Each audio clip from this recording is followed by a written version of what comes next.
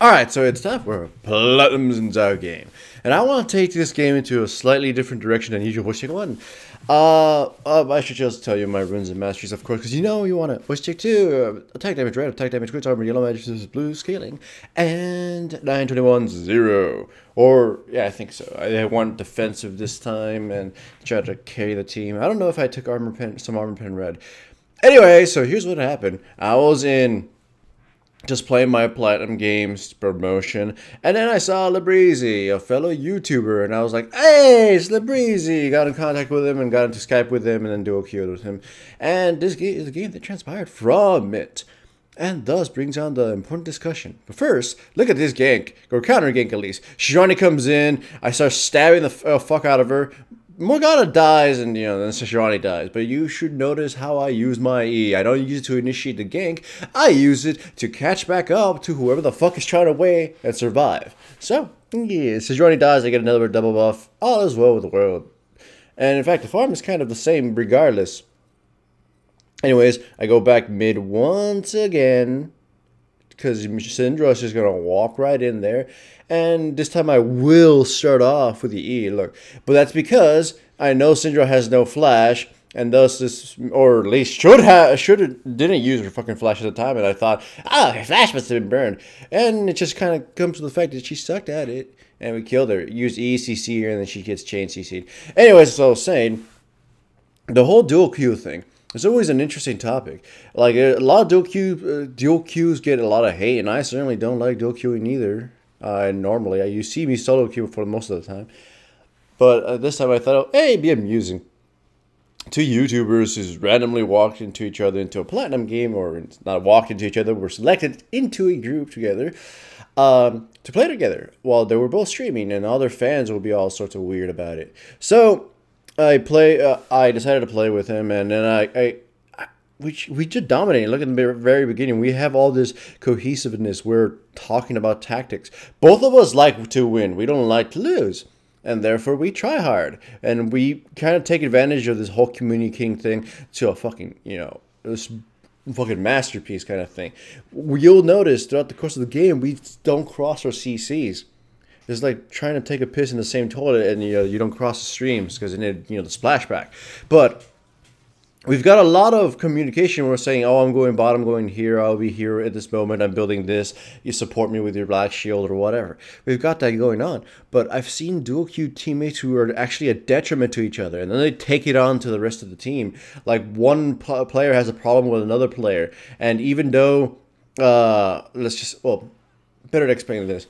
Mid lane, who is just by himself, has a problem with top laner, who is part of a dual queue with, I don't know, the jungler. And the top laner is noticeably doing some fucked up things, like trash talking or picking fights with his other teammates, and then the mid laner tells him to stop. All of a sudden, the jungler, his dual queue partner, gangs up on the mid laner. Like, supports his friend for whatever reason, and then they gang up on the guy, and it just becomes unfair. It's like, whoa, you should recognize that this guy's being a dick. You're only defending him because he's your friend. I know this is kind of like real life, and kind of sad, actually. Like, when you support your friends even though they're doing terrible, stupid, fucked up things. Oh, here's an example. He only uses his Q once my Q has been resolved. I die, but at least he's getting fed. But he's getting bigger. Mid lane is essentially one. Top lane, Vladimir fucking won his lane by himself. And bottom lane, it's been a mix. We've been giving it help, me and mid lane. So yeah, we've got that going. So honestly, I want to ask your opinion. What do you guys think of dual queuing? You can leave it on the comments below. And I honestly am curious.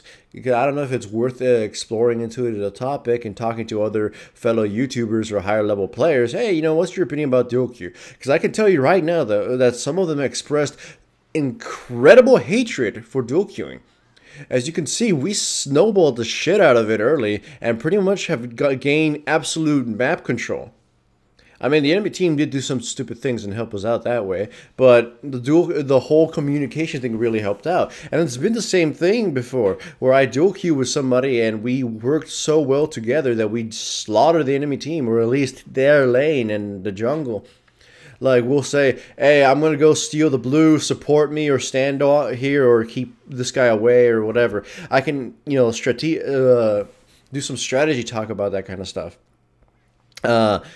when I was when I a while ago I wrote an article on Reign of Gaming about who your best anchors could be, who you support the best, your mid laner being the best for junglers to be supporting, and like in this case, my mid laner was my dual queue partner. And in other cases when it's been the same thing, I've always done incredibly well because I'm always able to tell them, okay, the jungler should be over here, help me surprise them, all right, let's time this perfectly so we chain CC them and kill them, blah, blah, blah, that kind of stuff.